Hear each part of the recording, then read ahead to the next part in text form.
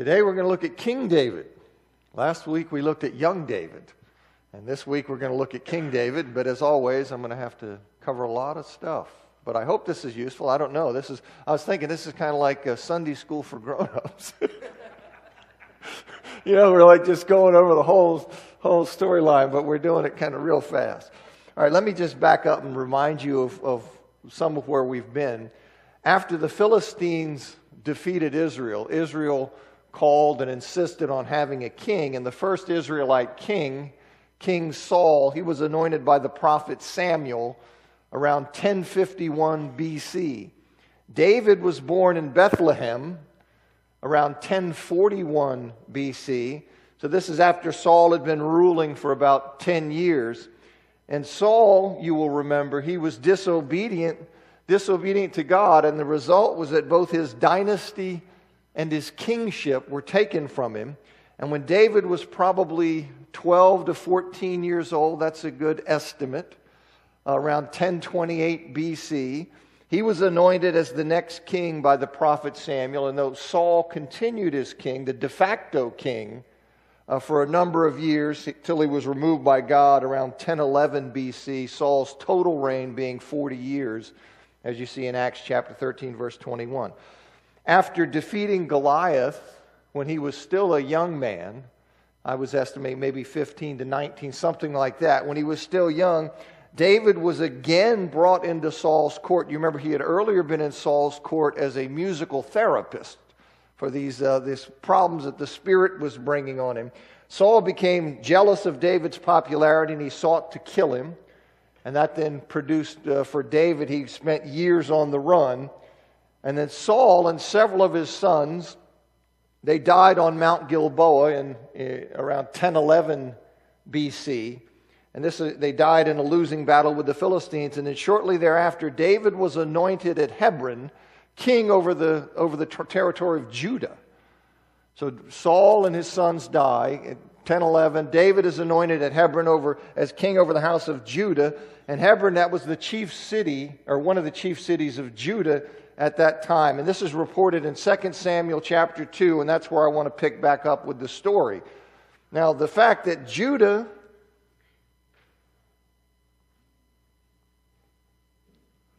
Slide?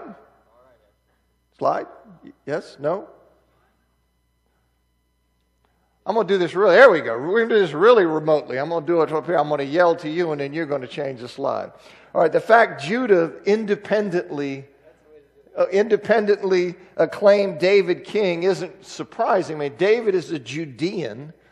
He's born in Bethlehem, and he treated Judah quite well during the time of his fleeing in exile.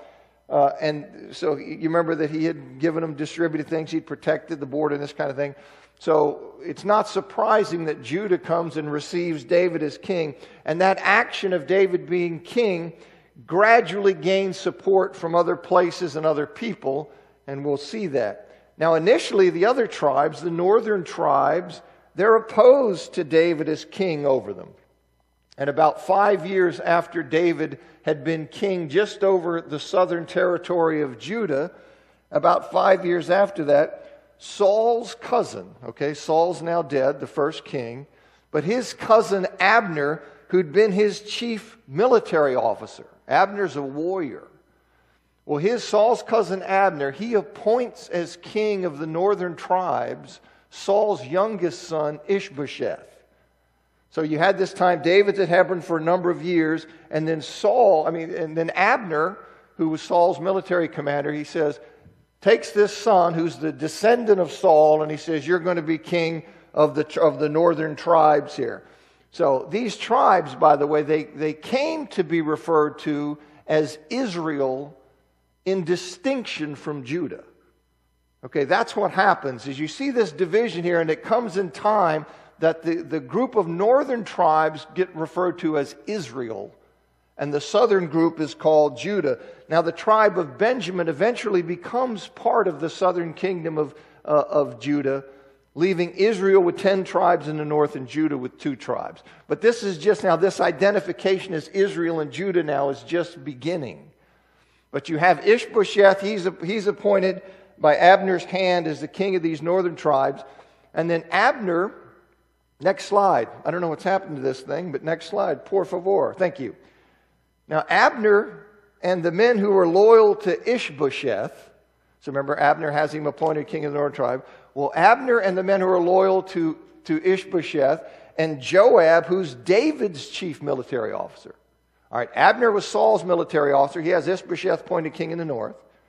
Well, Abner and those who are loyal to Ishbosheth, and Joab, who's David's military officer, and those who are loyal to David, they meet at Gibeon. So we had Ishbosheth was up in Mahanaim, and then they meet at Gibeon. And from Hebron, here come Joab's people. Now, what are they doing there? Well, perhaps they're meeting to discuss the possibility of a united kingdom. Maybe they're trying to say, can this be worked out or something? Can we have a discussion of some kind? Well, what happens? It ends up in a battle. I mean, you first have the groups are picked, and then these guys kill each other, and then you have this battle that breaks out. And in that battle, Abner killed Joab's brother Asahel. Okay, that'll come up later. Okay, in this battle, you remember that he's being chased, and he says, back off, and he's being chased, and he finally got my tech man on it. But so this is what happens in that battle. Now, the war between the house of Saul and the house of David continued for a year or more. And so you have this battle. And during that time, David grew stronger and the house of Saul grew weaker. Now, what exactly that means, but you see the handwritings on the wall that David looks like he's going to be the one who is going to triumph. Well, Abner, he sleeps with one of Saul's concubines. Now, that has all kinds of political ramifications and indications and signs when you're doing that. But he sleeps with one of Saul's concubines, and Ishbosheth questions his motives in doing so. Basically accuses him of being disloyal to Ishbosheth and making a move on the kingdom, which he probably was. I mean, why else would he be doing that? But he then takes great umbrage. What do you think, I'm a dog? That I'm going to be disloyal and this kind of thing. So he takes great umbrage about it. And it's interesting to me, by the way, Ishbosheth, you don't get the sense that he's very strong, whereas this guy's a fighter. And it says in there that Ishbosheth, when he made Abner mad, he said Ishbosheth was afraid of Abner. And I said, indeed, Abner kill you. So anyway, Abner takes umbrage at this, and he thereafter sent word to David that he would deliver Israel over to him, meaning that he would influence the northern tribes so that they would embrace David's kingship. All right, so David agrees to strike a deal with Abner on the condition. He says, first you got to return my wife Michal. You have to bring her. That's the one that you remember that he earned. The bride price was with the Philistine foreskins. So she had been taken from him, and he says, you got to return my wife Michal, who's Saul's daughter. And see, there's more to this than just David wanting her. That would symbolize, you see, the unification of the two royal families, Saul and David. So he says, Saul's daughter, my wife, needs to be returned to me. Now, after Michal was returned to David, Abner, then he persuades the elders of those northern tribes of the wisdom of casting their lot with David. So he was successful, and he says, I can influence them and I can deliver them to you. So he says, first, give back Michal. So that happens. He then does, in fact, influence the elders of the northern tribes to cast their lot with David. And he met David at Hebron to let him know that the stage had been set for the unification that they'd been talking about. Everything was ready, that what they wanted to do. So they planned to make a formal compact. You see, they were going to have this done in a formal way, and they were going to have a formal coronation of David as king of the unified Israel. That was at least what they intended. But before any of that could be arranged, Joab, who's David's commander, he privately summons Abner back to Hebron. So he'd met with David in Hebron, he's going back, and then Joab summons him privately and brings him back, and he murders him in cold blood because he had killed Joab's brother Asahel in that battle that started at Gibeon. So right on the brink of this unification, he murders this guy. Well, now that obviously has a great potential to generate anger and resentment against David within Israel, right? You can see that. I mean, people go crazy saying he goes down there and you wind up killing him off. You murdered this Israelite brother. And so this had great potential, you see, to mess this up and to derail the planned unification, because if people blame David for that, they're not going to go along with the unification. Well, David, he cursed Joab's house. You see, David makes clear to people that this isn't my doing. He cursed Joab's house for what he'd done. He mourned Abner's death. And then he had Abner buried with full state honor. You know, just a big procession and everything to see that, look, I'm bummed about this. This wasn't my doing. I'm distressed about this and I'm mourning over this. And the people were convinced of David's sincerity. You know, they were convinced that this wasn't David's doing, but it was a personal act of vengeance on the part of Joab. Okay, so that had passed. You know, he had gotten by that because that would have destroyed the unification. And then soon after that, Ishbosheth. Okay, remember, so Abner's his commander. He's working against him, and he's going to do this deal, deliver over Israel to David. He gets murdered by Joab. But then Ishbosheth, right after that, he's murdered by two captains of his raiding bands. He's murdered while he's taking a nap at his house. They come and they kill him. I tell you, politics was really rough business back then. But they kill Ishbosheth and they cut his head off. And they bring it to David at Hebron. They figure David's going to be happy because here's this guy who's your rival over these other tribes. I've killed him. Now here's his head. And so they thought David would be happy with that. And David told them in essence that he killed the man who had claimed to put King Saul out of his misery at Mount Gilboa. You remember when that guy came, that Amalekite came, and he said, hey, yeah, this is what I did. I think like he was probably scavenging the bodies, but he said, this is what I did. David had him killed. So David says, I had him killed. What do you think I'm going to do to you, you evil, wicked people who kill a man in his bed, in his own house? So David orders that they're killed, and they are. He has them put to death, and he has their hands and feet cut off, and their bodies hung up publicly on display. So you can see David is saying to all the world, I find this despicable. I don't care that he killed Ishbosheth. They killed him. I find this despicable behavior. And that's what David is saying with that. And then he had Ishbosheth's head buried in Abner's tomb. All of this you see is what? It's helping the people to see that David is not the one doing this stuff. And so then it keeps alive the spirit that we can be unified. Because both of those things were very dangerous for that. And in 2 Samuel chapter 5, God works.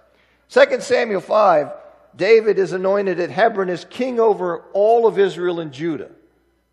Okay, so he had been king over Judah. Now he's anointed as king over all of Israel and Judah. And he soon thereafter, he captured Jerusalem as this capital of the United Kingdom. You see, Hebron wouldn't do as the capital of the United Kingdom because it was too far south and it was too strongly associated with the tribe of Judah. So it wouldn't be a very good capital for the United Kingdom. Whereas Jerusalem, it bordered on Judah, and in fact, unlike this little diagram shows, it was technically in the territorial inheritance of Benjamin. I mean, it's right on the border, but it's technically in the territorial inheritance of Benjamin. So it's suitable. It's a more neutral place for David to have as his kingdom. Now, it had been, they had captured at some point, you remember we were looking at Judges, they had captured, or Joshua and Judges, they had captured Jerusalem at some point, then it must have reverted to the Jebusites. And here David he captures it. And David's time of reigning in Hebron was 7.5 years. So his anointing as king of the united Israel occurred around 1004 BC, because this is 1011, 7.5 years were about 1004 BC. And the Philistines, they'd been willing to tolerate David. When he's reigning in Hebron, just over Judah, they'd been willing to tolerate him. Remember, David had been over there feigning that he was like a traitor and been working with them. And so when they go up in this great battle they're going to go up, which leads to the death of Saul, they send David back. So he'd been kind of allied with them. Basically comes and says, listen, I'm at your service. I'm fleeing from, tells them I'm raiding Judah all the time. I can't stand them. So he comes, and when he's made king of Judah, it looks like they're willing to tolerate him. Maybe they see him as a continuing ally, and they think this is still working to our advantage because he's keeping the kingdom divided. But as soon as David becomes king over a united Israel, they attacked him twice in succession, and God gave David the victory over the Philistines on both of those occasions. Now, the Ark of the Covenant had remained at the town of Kiriath Jearim. It had remained there since being returned by the Philistines in 1 Samuel chapter 6. You remember they put the thing on the cart and had the cows bring it in whichever way it goes, and it winds up going there. So they had returned, they got hold of the ark, and they thought this was going to be great stuff, and the ark was smoking them. So they said, we got to get rid of this thing. Okay, God will defend his ark, and we'll see that again. But it's been in this town now. So at some point, and it's not clear when, it was perhaps decades after conquering Jerusalem. But at some point, David constructed buildings for himself in the city, and he had the ark brought to the city, and he placed it in a special tent that he had pitched for it. Now, on the first attempt to bring the ark in, he had it transported on a cart pulled by oxen, which was very similar to the way that the pagan Philistines had transported it. But he had it done that way instead of on poles, as God had commanded. That the Levites were to transport all of the holy things. They were first to be covered by the priests, so you wouldn't even see it. This stuff is so holy, you can't even look at it. He covered, and then they were to carry it on poles. And so they weren't doing that. They wind up like the Philistines, and they put it on this ark, and you can see the command that they carried on poles in Numbers 4:15, Numbers 7:9, 1 Chronicles 15:2, and 12:15 show that that's really the fact they weren't doing that is the root of what happens to Uzzah. Well, that disobedience of carrying it on the cart instead of what God had commanded him to do, that led to God killing Uzzah for physically grabbing the ark and trying to stabilize it. He actually touched it. He touched the ark. Well, God, Uzzah shouldn't have been in that position, but he still should have never touched the ark. He should have never touched it. It is the representation of the absolutely holy God. He shouldn't have touched that. It shouldn't have been on the cart, so he'd be in that position. But he shouldn't have touched it. God had made clear in Numbers chapter 4, verse 15, that any of the Levites who touched the holy things while they were transporting them would die. So this isn't a surprise. He had said that. If you touch any of the holy things when you're transporting them, it's death. Okay, well, he touched one of the holy things when transporting it in a way they shouldn't have been transporting it, and in fact, he was put to death. It was an act of irreverence. That, we don't, I think we have trouble with these ideas. What's God care? It's his holiness represented. You see, he's absolutely holy. And so when this is touched, he winds up this act of irreverence. He's killed. You recall in 1 Samuel chapter 6, verse 19 and 20, that God struck down 70 men from Beth Shemesh who had the audacity. They thought they could look in the ark, thought it was like a box. And I said, what do I think? I'll just open it up. You say, oh yeah. Well, he killed 70 of them. It is because what that represents, you see, God is holy, and that has to be known and understood. I just thought of the Raiders of the Lost Ark at the end when they opened that bad boy. All right, whatever you think of that image, that was someone said, no, this thing is powerful. God will vindicate this. All right, David was upset because the Lord's wrath had broken out against Uzzah. It says in 2 Samuel 6:8. But most likely meaning not that he's upset with God. You see, after all, God is simply doing what God had said he would do in Numbers 4:15. He says, you touch one of the holy things, you're going to die. I don't think he's upset with God. I think he's upset with Uzzah having acted in such a way to cause God to execute judgment. That's what's going on. After all, I say God was merely enforcing what he had told them. So this is David is distressed or upset, and some translations say angry. Now, David's heightened fear of the Lord from this event is actually a positive thing. Again, I don't think we like the concept of fear of the Lord, but it's all over the Bible, and it is the beginning of wisdom. And if the leader of a nation doesn't have fear of God, it puts the entire community at risk. When a leader doesn't have adequate reverence, fear of disobeying God and what God will do if we turn from him, well, then that spills out. So ultimately, I think that this is a positive thing. And after a 3-month detour, after that happened, the ark was put in the home of Obed-Edom for 3 months. And then David had the ark properly brought into Jerusalem with much celebration and sacrificing of animals. Now, after David had lived in the house that he built for himself in Jerusalem, and the Lord had given him rest from all his enemies, it says in 2 Samuel 7:1, which suggests there was a significant passage of time. He desired to build a temple to house the Ark of the Covenant. It had been in this tent that he had pitched for the Ark, but now he desired to build a house, a temple, to house the Ark of the Covenant. And God told him that his son Solomon, he says, that's a good idea. And I appreciate that idea and that heart. But he says, your son Solomon would build the temple because during Solomon's reign, the land would have peace from its enemies. You see, unlike during David's reign, which involved wars against many enemies, David was essentially finalizing and securing the conquest. He was coming in and he had to battle a lot of people and secure borders and make the state peaceful. And so he had to do that, you see. So David's reign involved that. And it's not because there was anything wrong with David's wars. Sometimes we get the idea, well, no, David was somehow disqualified because his hands were bloodstained. These were God's wars.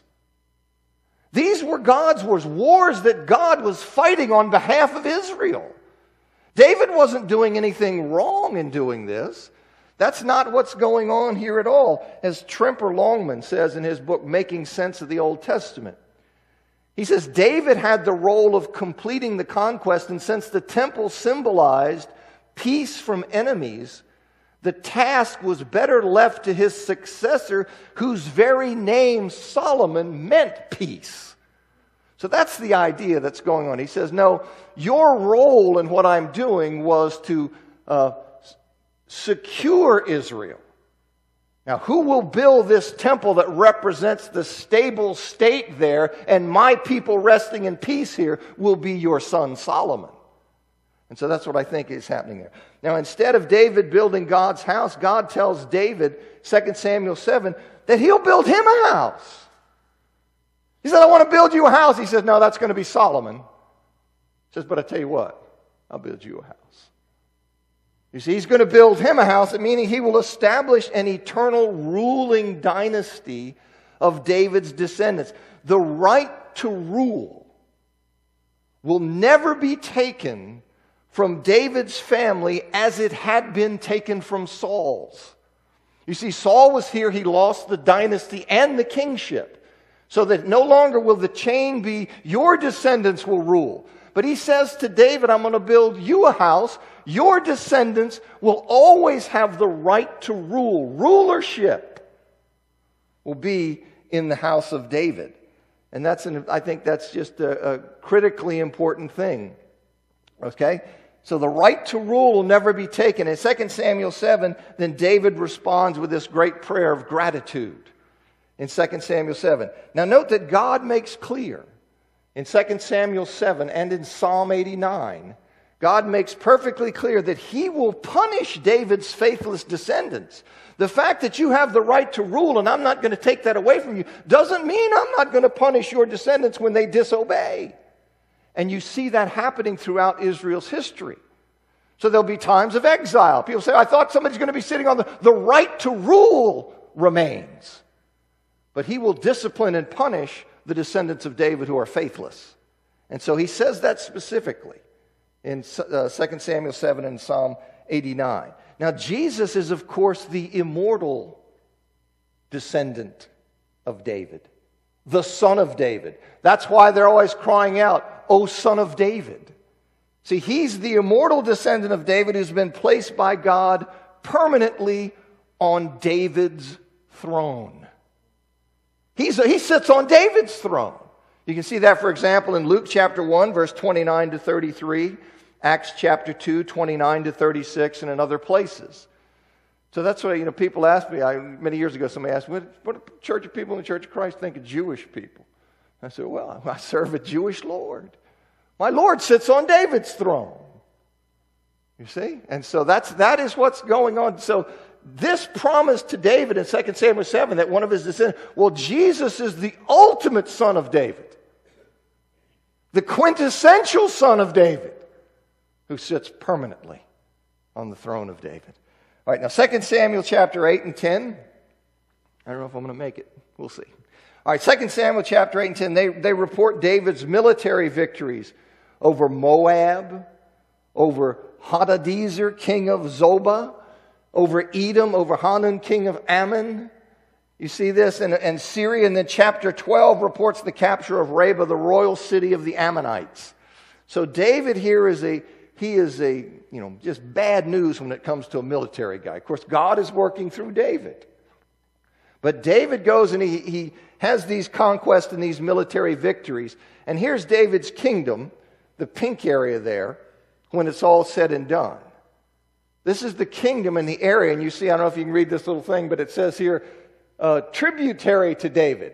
Those are the green areas that paid tribute to David. And the other areas are areas that the kingdom of United Kingdom of Israel. And so David goes out and he takes care of these and does these things. Now in 2 Samuel chapter 9, there's this story of David's kindness to Jonathan's crippled son Mephibosheth. And you see the story of his being crippled in 2 Samuel chapter 4, verse 4. Now there's a dynamite sermon that a guy named Donald Sunukjian created that I've lifted from him and preached on 2 occasions about Mephibosheth. And I did it just because I loved it so much. But anyway, those who've heard it, I like that sermon a lot about David, how David treats this person and brings him in. But in 2 Samuel, so that's in 2 Samuel 9. Now Bathsheba, she's of course the wife of Uriah the Hittite. Bathsheba's the wife of Uriah the Hittite, and David commits adultery with her, as reported in 2 Samuel chapter 11. He looks out there and sees her. Now, David's got all these women. But you know how it is, dudes. He got all these women. What's he got to do? He's looking around somewhere else. Okay, he sees this woman, and lust begins, and it's downhill from there, I'm telling you. Downhill. He commits adultery with her. Well, now he's in a tough spot. He tries to cover that up. You see, he's saying, man, this is no good. So what if she's pregnant? I know what I'll do. I'll get Uriah to come back from the battlefield. He'll go in and sleep with his wife. And then if she is pregnant, it'll be his kid. Nobody will be the wiser. So he brings Uriah back from the battlefield. And Uriah says, basically, no dice. I'm not going to do that. You think I'm going to go in and sleep with my wife when my fellow soldiers are out suffering in the field? What kind of a person would I be to do that? Ooh. Ooh. So here's David exposed again in trying to do this stuff. So when that doesn't work, you see, he then has Uriah killed in battle. Has, in fact, Uriah carry the plans that are going to lead to his death. He says, you go ahead and you put this dude up front, and you back away from him, and the enemy will kill him. You see, the enemy will wind up killing him, and that's, in fact, what happens. And I just see the power of lust there, what it has done. What it has done, unrestrained, uncontrolled, undisciplined, and look what it led to in this very great man of faith. As you can imagine, David's conduct involving Bathsheba greatly displeased the Lord. Right? You can imagine that, right? Greatly displeased the Lord, as the prophet Nathan made clear to him in 2 Samuel chapter 12. 2 Samuel chapter 12, verses 10 and 11 says, now therefore the sword shall never depart from your house, because you have despised me and have taken the wife of Uriah the Hittite to be your wife. Because that's what happened after David had him killed. He then took Bathsheba to be his wife. So this is God speaking to him through Nathan. He says, thus says the Lord, behold, I will raise up evil against you out of your own house, and I will take your wives before your eyes and give them to your neighbor, and he shall lie with your wives in the sight of this sun. It's going to be public. He's going to, I'm going to give your wives to somebody publicly. It's going to be seen they go in and sleep with your wives. All right, that sounds pretty heavy.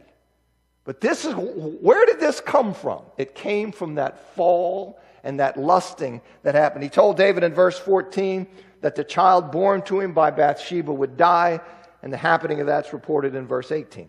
Now, in keeping with Nathan's prophecy, things from that point, they turned tragic in the life of David and his family. 2 Samuel 13, David's oldest son Amnon rapes his half-sister Tamar. Lust. Lust. What had gotten David? He saw her and said, ooh, I got to have her. And when the king says, I got to have her, the king can get her. Was it right? No. Moral? Wrong. What happened? Lust. He let it run crazy. Okay, what happens to this guy? He's lusting after his half-sister Tamar, and he winds up raping her. 2 years later, David's third son, Absalom, killed Amnon in revenge for that rape. Absalom then flees to a region here called Geshur. He then flees after having done that to this region. And after he'd been there 3 years, David was longing for him. David was missing him because the pain of Amnon's death had now, grown dimmer. He was grieving Amnon, and now he's just longing for Absalom, who's been away for years. 2 Samuel chapter 14, Joab uses a woman from Tekoa to persuade David to allow Absalom to return to Jerusalem. He persuades him to do that. And so David grants that request, but he doesn't allow Absalom to come into his presence for 2 years. And when he finally permitted it, again, Joab presents that request to David. When David finally permits it, Absalom bows before David. David kisses him. You think, okay, everything's really good. But Absalom uses his acceptance in Jerusalem. He uses that acceptance to steal the people's hearts. You see, he's at the gates saying, oh, no, you got a great case. That's all right. He's out there schmoozing big time and holding himself up as I'm really the guy. I'm a wonderful guy. Great. Oh, well, man, Absalom. You got to love that guy, Absalom. He's really great. You see, and this is what he's doing. He uses this to steal the people's hearts. And after 4 years, he was ready to make a move on the throne. He felt he had sufficiently ingratiated himself to the people that it was now time he thinks he can pull it off. He thinks he can make a move on the throne. So he goes to Hebron, which is not coincidental. Under a ruse, he goes to Hebron, and he sent out messengers all from there announcing his intentions. It's going down. He's telling everybody, okay, he sends them out, obviously not the people who would come and jump him yet, but he sends the word out that it's going down, and its conspiracy grows stronger. And when David's told that the people had gone over to Absalom, when he's told that, well, then they take off, because David knows that Absalom and his army are going to come and kill him. This is how this stuff worked. When your successor came to the throne, he didn't leave you around to keep stirring people up and saying, hey, we ought to really be following David. You were toast. So when they said, look, Absalom, he's got, this is it. He's got the people. David says, okay, we got to go. And so he flees. David flees. David knows who are loyal to him. And he flees. And then Absalom enters Jerusalem, and as prophesied, he went into David's concubines / wives in the sight of all of Israel. Pitched a tent for him so everybody could see, look, he's going in. He's sticking his finger in David's eye. And part of that was to strengthen the hands of those who followed him, because they said, okay, there's no turning back now. You see, when he did that, he's not going to wind up something and kind of punk out on us and go say, David, can we kind of work something out? No. Okay, so that's what it says when it means that doing it strengthens the hand of those who are following, because they say, okay, we're in. We're in, and that's what's going on now. You remember Ahithophel? Ahithophel is somebody who's renowned for his counsel. And he comes in and he's telling, look, you need to go after David right away. Right away. Go get him. Go get him. Okay, well, David's inside man, Hushai the Archite, he comes in and he says, the guy's really always good, but I think he's wrong this time. You need to sit tight for a minute and okay. All right, well, that allows David's people to escape. And they wind up having a battle. Absalom's army, they engage with David's men in this fierce battle in the forest of Ephraim, and David's men defeat them. And despite David being told by David to deal gently with Absalom, it's because it's his son. It's his son who's doing this to him, but he still tells him, hey, in this battle, you deal gently with Absalom. Will you? Well, Joab says, you got to be crazy. So this is when Absalom's hung up in the tree, whether his hair's caught or his head's wedged in something like that. He kills him. So he kills Absalom. Okay, and instead of celebrating the victory that spared David's kingship, David's weeping and mourning over his son. So you can see that when your army goes out and fights for you and risks their lives and does all this stuff, they come back with a victory over the person who's trying to depose you. You come back and what are you doing? Oh, Absalom. Well, what do you think these guys feel like? See, normally when we go out and win a victory, it's a party, it's a celebration. You're held up in esteem. As we try to do with soldiers. We don't always make it. But people who go and fight and risk their lives are due honor. So he's doing this. Well, Joab rebuked him and he says he loved those who hated him and hated those who loved him. And he told David, he said, look, you apparently would have preferred that if Absalom had remained alive and all of us had been dead. Obviously that's how you feel because we're the victors and all you can think about is how terrible that your son who's trying to take your kingdom's killed. So he says, look, this is like crazy. And he also says, listen, if you don't snap out of it, those who fought for you are going to abandon you. Nobody's going to put up with this. Nobody's going to put up with risk their lives for you and then have you treat them with dishonor like what they've done for you is not something noble and right and good. And he said, and if they do abandon you, that's going to be the worst thing yet. So David takes that. You see that Joab's not afraid to speak, by the way. But David takes that and he goes and sits at the gate of Mahanaim to welcome the victorious soldiers. Now, after some statesmanship, he's there. He's won the victory. He has some statesmanship where he promises, includes this promise. There are some other things, but he includes this promise to replace Joab with Amasa as going to be his chief military officer. Amasa was Absalom's military commander. You would think, why would you replace him with somebody who lost? Well, this is politics. You see, so he was doing this. He says he's going to replace him. And then the people they were persuaded to resume their loyalty to David. So they all turned out to meet David as he's on his way back to Jerusalem. There's some neat stories in here that I got to skip over. About the guy who's cursing David and all that when David's going out. And when David comes back, it's kind of a different story. He's like going, oh man, I was yelling at him and throwing rocks at him. Okay, but we can't talk about that. So you have them turn out, but bickering breaks out between the people of Israel and Judah. You have this bickering breaks out, and a man named Sheba, he prompts a good number of the men of Israel, which is hyperbolically referred to as all the men of Israel, but he gets a good number of the men of Israel to withdraw from David, but David continues on down to Jerusalem. And when David gets to Jerusalem, he told Amasa, who's now, he's the new acting commander. He tells Amasa, look, you go out there and you gather the men of Judah. You go out there and you bring them to me within 3 days. Well, he didn't make the deadline. He said 3 days and he wasn't there. So he says, okay. So David then called on Abishai, which is Joab's brother. And therefore that would involve Joab. So he calls on Abishai, which meant his brother Joab as well. He says, you guys go hunt down Sheba. Because he's concerned that this guy Sheba, who's now pulling away people, he says it's going to be, worse than what we had with Absalom. So he says, you go hunt him down. So they go out there to hunt him down, and they're on their way. They're on their way to do that. Let's see if I can get this thing right. So they go up to hunt down Sheba, and by the way, Amasa joins them. He meets them up. See, he'd been out there gathering people 3 days, didn't make it in time. He meets them. Well, Joab kills him. Now, Joab kills him, no doubt, because he's a rival. Joab says, you think you're going to take my gig? He kills him.